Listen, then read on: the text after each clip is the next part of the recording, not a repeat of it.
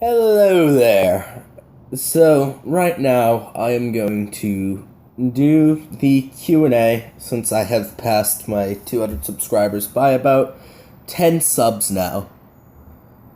So, all of these questions were sent in. I didn't get very many, unfortunately. I was really hoping I could get more, but what are you going to do? So, yeah, I've got some questions that I'm going to answer, and I'm going to shout out a few awesome channels, but I'm not going to have the rule this time about it having to be a bigger channel than mine, since there's just a couple of channels that I want to give credit. Alright? The first question is, can you explain what dialectical materialism is? Well, I can't explain it in detail, but I can explain that it comes from Marx and Engels.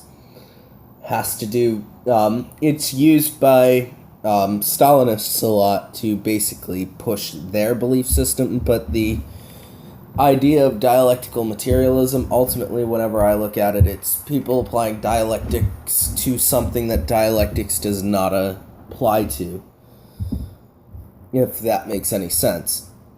So it's basically the whole philosophy of Stalinism. That's what dialectical materialism is. Second question is, what exactly do you want to do during the building of a commune or after a revolution? Well, I'm not quite sure. I would think that during the building of a commune, we can definitely fix a lot of the social ills that we have caused by the disparity in wealth, along with the traditional roles that we have been taught to, that we have been socialized in. A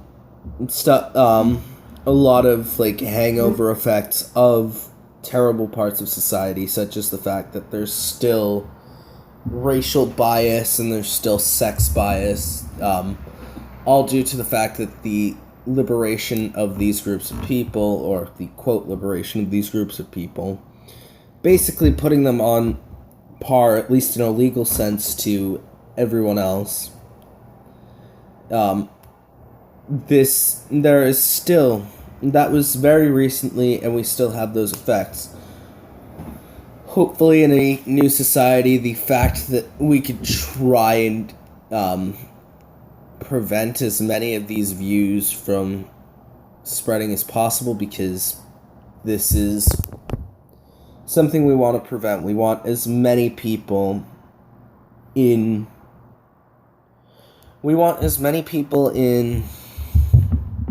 a good place as possible.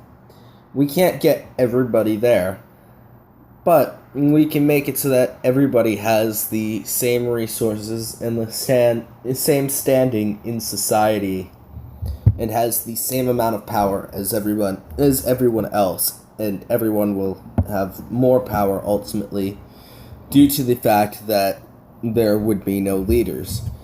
So again, hopefully we can deal with social ills before then, but if it weren't to happen before then, that would be the next goal, is to cure social ills. Question number 3. Thoughts on Rojava? So when it comes to Rojava, I don't know enough about them to have a good opinion, or to have necessarily a well-informed opinion about them. I shouldn't say good opinion, because I do have a good opinion of them. I support, at least from what I know about them, I support what they're doing. I know that they are a de facto, a bit of a free state. They've adopted a more of an anarcho-syndicalist view. If I know anything about how they run their society, they've run their society on the principle of direct democracy, which is always a good thing. So I think that I like Rojava. That's what I'm going to go with here, is that I like Rojava. So the final question is, can you provide a counter-argument that the iron law of oligarchy refutes social anarchism. I can't because I am not familiar with the iron law of the iron law of oligarchy, and I just saw this question last night, so I didn't, or not last night, this morning, so I didn't have much time to do any research. If I had more time, I would have done research. So, unfortunately, I can't answer that.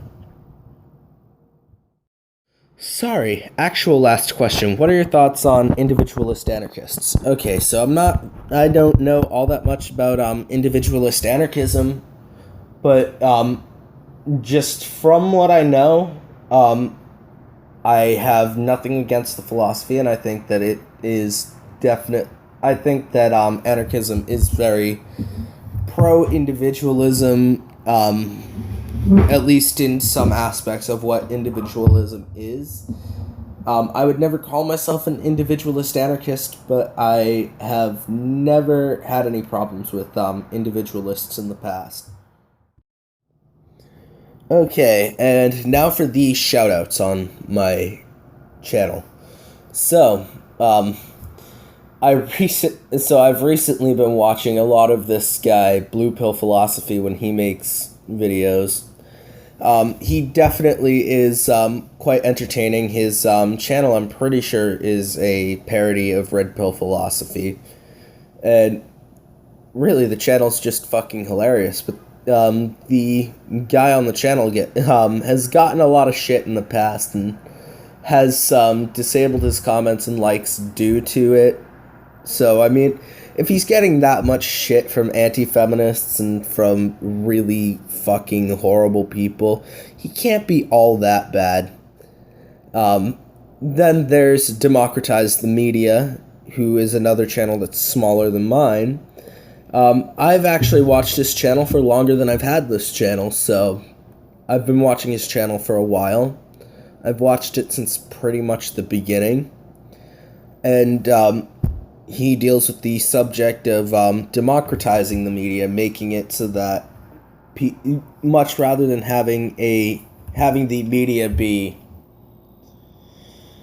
controlled by a private corporation, the idea that people take control. Funny enough, when I think of democratizing the media, I think of what Britain has with the BBC, although you do have to buy a TV license for that. But the idea that it works in public interests much rather than, and it also has to be as politically non-biased as possible.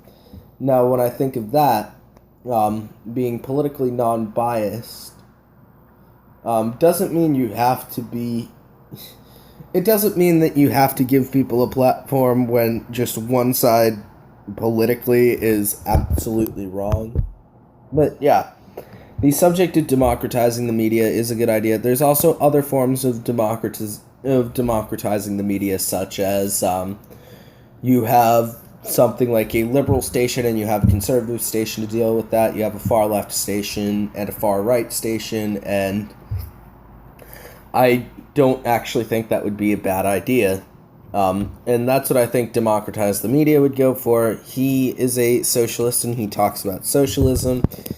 I particularly like his videos where he talked about Bill Maher and why Bill Maher doesn't seem to understand what socialism actually is, because people think that the welfare state is socialism. So his channel is very interesting. I suggest that people check it out. And another two shoutouts were people that I forgot when I was doing my shoutouts at my 100 subs, and I just kind of forgot to reconcile it. So, there's Kevin Logan and Red and Black Revolutionary. Kevin Logan is just awesome. I think he kind of led to my first bump in subs when I did a hangout with him. So that hangout sent a lot of fans from his channel when I had about like 30 subs, and within a matter of a few days I got to 100 subs. So definitely thankful for Kevin Logan on that. And then there is, other than Kevin Logan, there is Red and Black Revolutionary, who I also said. Red and Black Revolutionary, he is an anarchist. He is subbed to my channel, but he's also actually done a lot of, he has done a lot of great work in the anarchist community online and bridged the gap to between some of the anarchists who have been online for longer and some of the anarchists like me who have just been on recently. You have some of the anarchists who have been on for longer. You get the left libertarian. You get still laughing at anarcho-capitalism channels. You get the libertarian socialist rants and badmouths. Red and Black Revolutionary has been on for a while, and these are channels that I highly recommend people check out. So, have a wonderful day, everybody. Also, there were two more awesome channels that I wanted to shout out. Both of these have more subs than me, so it's not really me doing a favor. It's just me saying that I think they are awesome channels. They are actually on my recommended list, too. These channels are Tom Avella. He is a social anarchist, and he's done videos. I first found him through a video that this other YouTuber who I want to shout out, Garrett, actually did. Or not that he did, that he mirrored. It was a video about, it was called What SJWs, or What White Men Have, Questions White Men Have for SJWs Taught Me. I thought the video was great, and I've checked out his channel. He doesn't have as many videos on his channel, but he is worth a watch. And same with Garrett, he is worth a watch. He has done videos pointing out the logical flaws in the arguments of guys like Armored Skeptic, Kyle Kalinske of Secular Talk, Sargon of Akkad. He can take it and look at logical fallacies, look at what they got wrong, what they didn't interpret, how bad the evidence they used was, like if it wasn't peer-reviewed or if it was a propagandist site or whatever. So his channel is worth a watch, and he does a lot of great videos. He did delve into comedy recently, which led to a big frustration with his channel personally. I liked the video, but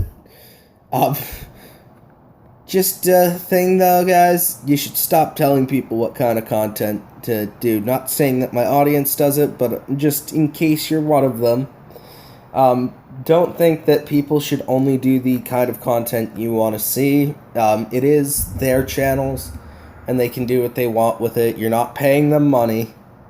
So, with that out of the way, I would like you all to have a good evening.